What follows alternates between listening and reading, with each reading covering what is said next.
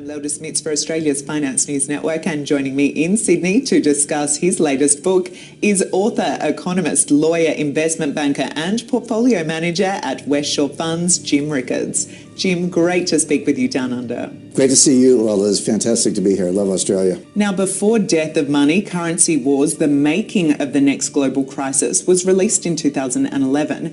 How does Death of Money expand on your original piece? Well, it's a great question. I tell people it's a prequel and a sequel, and here's what I mean.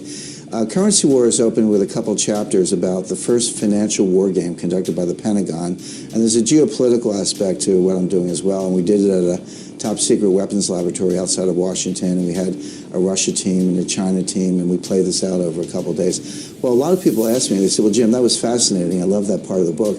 What were you doing there? How did you get invited? Why did the Pentagon call you to ask them to facilitate, participate in this war game? So I sort of tell the backstory of my involvement with national security matters prior to 2009. So that's the prequel.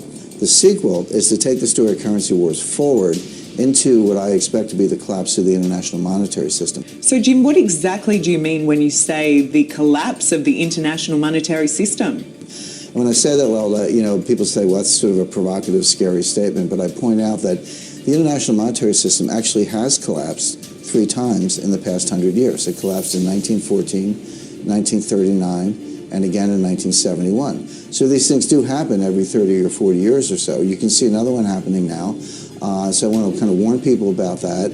And you're not helpless. There are things you can do in your portfolio today that will help you weather the storm. And we talked about how it's likely to fall apart, what's likely to come next, and how investors can survive it.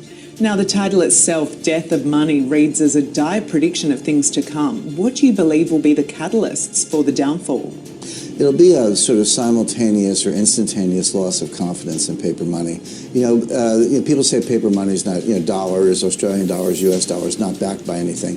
And that's true. It's only backed by one thing, which is confidence. And if confidence is abused, it's fragile, and if it's lost, then that's the end of the system. People don't want the money, they want hard assets. So, Jim, where are you seeing signs of less confidence now?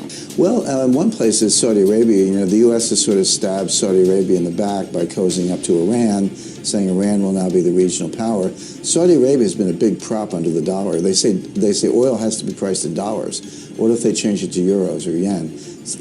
Putin has said he wants to turn his back on the dollar. The Chinese are buying gold. So you look around the world, you see all these threats to the U.S. dollar. Jim, you write that the next financial collapse will resemble nothing in history. If we have nothing to compare it to, how do you envisage it will unfold? Well, the next collapse will be like nothing in history because it will be bigger than all the previous collapses. And this is actually, there's a scientific basis for this. When you increase the scale of the system, let's say you triple the size of the system, you don't triple the risk. You increase it by a factor of 10 or 100. This is not well understood. Policymakers don't think about it that way.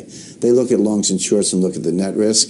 You're supposed to look at the gross risk and understand this exponential relationship. So because the system is bigger, the collapse will be exponentially bigger, and we won't have any experience with it. So when is this likely to unfold? What timeline have you put on the collapse? Well, it's the question I'm asked most frequently. People want to know. They almost say, hey, Jim, call me the day before. I'll sell my stocks and buy gold. But we won't know exactly when. But my comparison level, it's like an avalanche. You can see the snow building up. You know it's going to collapse. You don't know exactly when. My advice is don't ski there.